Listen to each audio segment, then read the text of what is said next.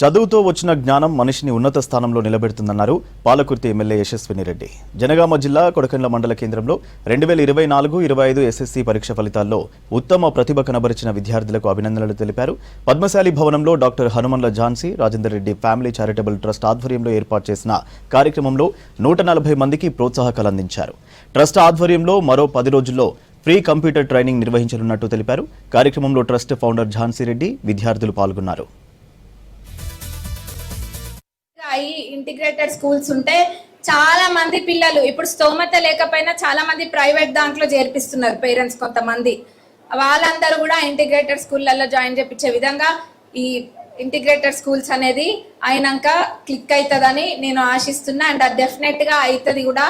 అట్లనే cosmetic charges కూడా హాస్టల్లో ఉండే వాళ్ళకి 200% పెంచడం జరిగింది. అండ్ మెస్ ఛార్జెస్ 40% పెంచడం జరిగింది. ప్రతిదీ అంటే మన గవర్నమెంట్ మన కాంగ్రెస్ ప్రభుత్వం అధికారంలోకి వచ్చినాక ఎడ్యుకేషన్ పైన బాగా ఫోకస్ చేయడం జరుగుతుంది.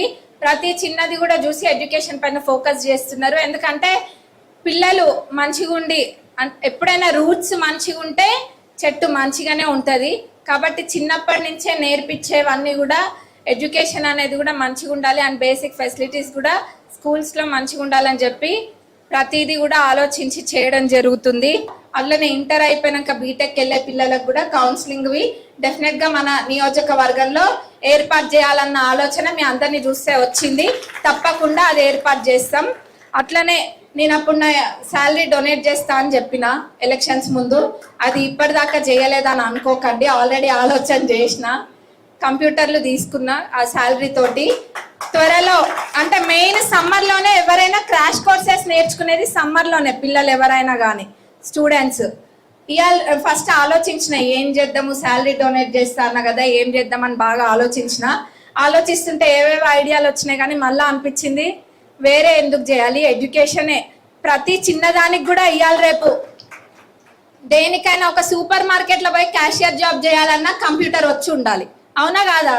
చిన్నదానికి కూడా కంప్యూటర్ వచ్చి ఉండాలి. కానీ బీటెక్ చేసిన వాళ్ళకి, ఎంఎస్ చేసిన వాళ్ళకి కూడా చాలా మందికి ఎక్సెల్, వర్డ్ ఇంకా కొన్ని కంప్యూటర్ కోర్సెస్ అనేది రాదు వాస్తవంగా చెప్పాలంటే. అంటే అది ఏదో టెంపరీగా బీటెక్లో ప్రాజెక్ట్ చేసేటప్పుడు ఎంత అవసరమో అంత చూసుకుంటారు కానీ ప్రాపర్గా రాదు.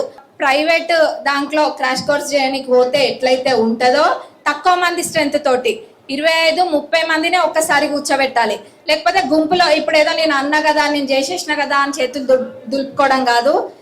20-30 మందిని పెట్టి వాళ్ళకి 2 ఫ్యాకల్టీని పెట్టి అది కోర్స్ అనేది నేర్పించడం జరుగుతుంది.